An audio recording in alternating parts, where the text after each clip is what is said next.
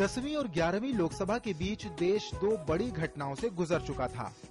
पहली थी साल 1991 के मानसूनी महीनों में भारत ने अर्थव्यवस्था में उदारीकरण, निजीकरण और वैश्वीकरण का समावेश कर दिया, और दूसरी उत्तर प्रदेश के अयोध्या में उन्मादी भीड़ ने विवादित ढांचे को गिरा दिया, जिसने देश में धार्मिक रूप से ध्रुवीकरण की प्रक्रिया को तेज कर दिया। 11वीं लोकसभा के लिए 1996 में हुए चुनाव भारतीय राजनीति में अभी तक हुए चुनावों से कई मायनों में अलग थे।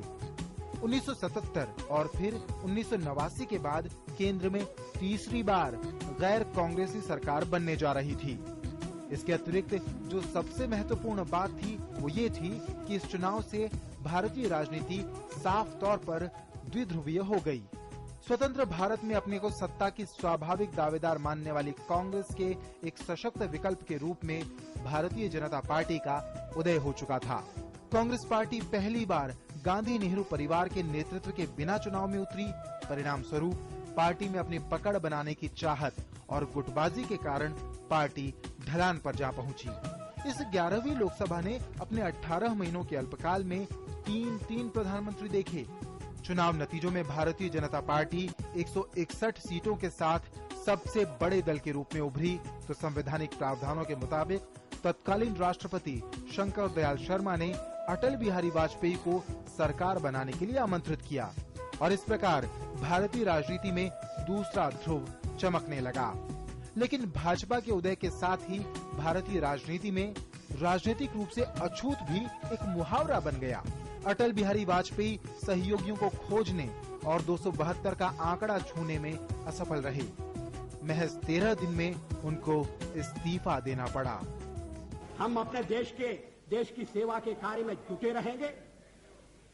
हम संख्या बल के सामने सर झुकाते हैं और आपको विश्वास दिलाते हैं कि जो कार्य हमने अपने हाथ में लिया है वो जब तक राष्ट्रीय उद्देश्य पूरा नहीं कर लेंगे तब तक विश्राम से नहीं बैठेंगे, तब तक आराम से नहीं बैठेंगे।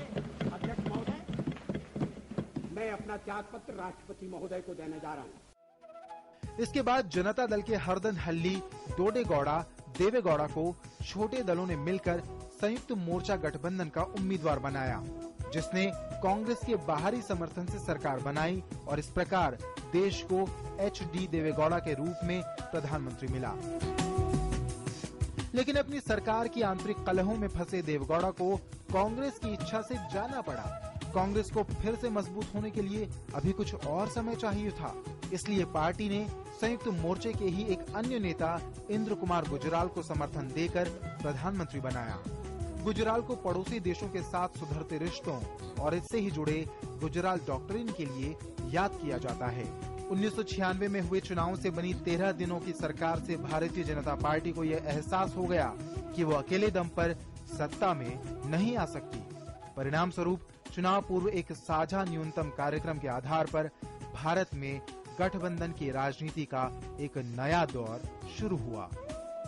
अमित भारती के साथ श्रीश चंद्र सिंह, DD न्यूज।